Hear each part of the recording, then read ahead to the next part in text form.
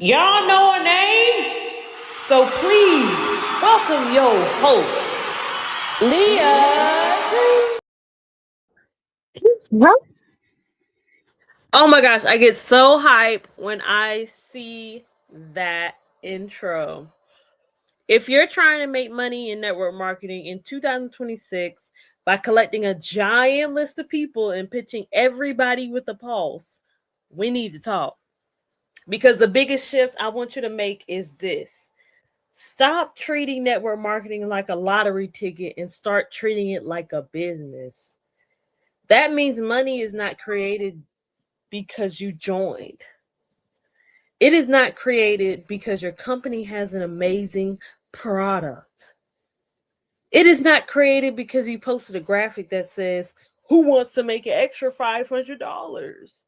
Money comes from business activity, conversations, customers, presentations, follow up, learning how to communicate, learning how to sell, learning how to lead, and repeating those skills enough times that you actually get good at them. That's teaching point number one. That's my first thing. Your company is not your business building strategy. If we haven't met yet, my name is Leah. I help women rebuild trust in themselves, create more options, and build a life they genuinely enjoy. And one of the reasons I talk so much about creating options is because I don't believe you need to make reckless moves just because you want more. You don't need to walk into work tomorrow and say, "I quit. I'm an entrepreneur now." Be so for real. You can build something beside the life you already have, but you have to understand what you're actually building. And this is where I see a lot of network marketers get stuck.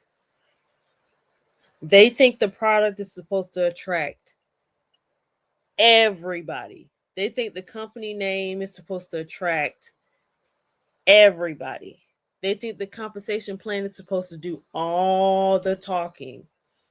No, you are still responsible for creating trust. People are asking themselves things like, "Do I trust this person? Does she actually understand what I need? Is she only talking to me because she wants a sale? Would she still treat me like a human if I said no? Does she know what she's talking about? Does this fit my life?" That is this business. So the second thing I would focus on in 2026 is becoming a solution provider instead of a walking commercial. Your job is not to run around telling everybody, "You need my product. You need my product." Your job is to learn how to recognize problems that your product or service might actually help solve. There is a difference. And if you're on the business building side, same thing. Not everybody needs a business, and not everybody wants a business, and not everybody is looking for extra income. And even among the people who are, not everybody who wants to build through network marketing. And that is okay, because you don't need everybody. You need the right conversations. And that brings me to number 3. Your personal authority matters. People can Google your company. People can find your website. People can probably find product reviews. They can probably find 10 other distributors selling something similar. So why you? That is the question. And because I'm nice is not a strategy. What do you stand for? What have you learned? What problem do you understand deeply? And who do you actually enjoy helping? What do people come to you for? What have you lived through that gives you perspective? because your lived experience is part of your authority. Your content should make someone say, "She understands me. She said exactly what I've been thinking. I never looked at it that way." That makes sense. Not just, "Oh, she sells something." There's a difference between attention and recognition. Recognition is when somebody sees herself in the message. And that makes conversation easier because you are no longer starting from zero every single time. Number 4, you need conversations, not just content. I love content. Okay. Content is powerful, but your content is the front door, not the entire house. You can have somebody watching you for 3 months who never comments, never likes, never says a word. Then one day she responds. That person was still a lead before she raised her hand. She was just invisible. So when somebody does engage, that matters. You don't immediately respond, "Hey, thanks for liking my post. Are you open to a business opportunity?" No, no. Why are we like this? Talk to the person, acknowledge what she actually said, get curious, learn context, ask one question, let the conversation develop, business second, human first. And number 5 is the one people avoid because it is not sexy. Follow up. You can have good content, you can have good conversations. You can even have a good offer and still lose sales because you have no follow-up system. Somebody says, "Send me the information." You send it. 3 days pass. You start telling yourself a whole story. "She hated it. She thinks I'm annoying. She probably blocked me." Meanwhile, she might have opened a message while she was standing in the grocery store. We have got to stop making someone else's silence mean something about us.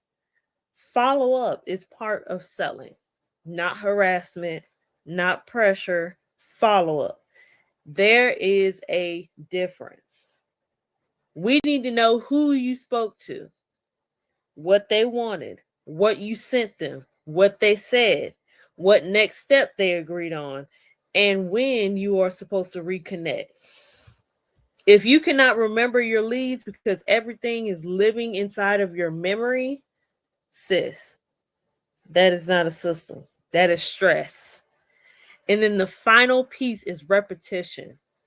You are probably not going to feel confident the first time you present your business, or the fifth, maybe even the 20th. Confidence does not always show up first. Sometimes confidence is a receipt you get after the reps. You learn how to answer questions because people ask them. You learn how to follow up because you followed up. You learn what content creates conversations because you posted. You learn how to handle no because you heard no and survived it. That is how skill gets built. So if I were starting or restarting network marketing 2026, this is what I would care about. Can I communicate clearly? Can I solve a real problem? Can I create content that makes the right person recognize herself? Can I have human conversations? Can I follow up? Can I track what I'm doing? Can I repeat that long enough to improve? That is what I call creating options with backup. You are not gambling your whole life on one post. You're building a set of skills that gives you more options. And here's something I want you to think about after this video. If your company name disappeared from your social media for 7 days, will people still understand what you stand for and why they should listen to you? That question will tell you a lot about the strength of your personal brand. And in tomorrow's video, we're going into the part nobody wants to admit. You can know exactly what to do in network marketing and still struggle to do it because you're scared of selling, scared of judgment, and second guessing everything you say. So watch why you're still scared to sell in your network marketing business next. It's on the screen right now. Because the strategy does not work very well if you keep hiding the reps that build the confidence. Go watch that one next. What the That was dog close. doing? Is everybody all right?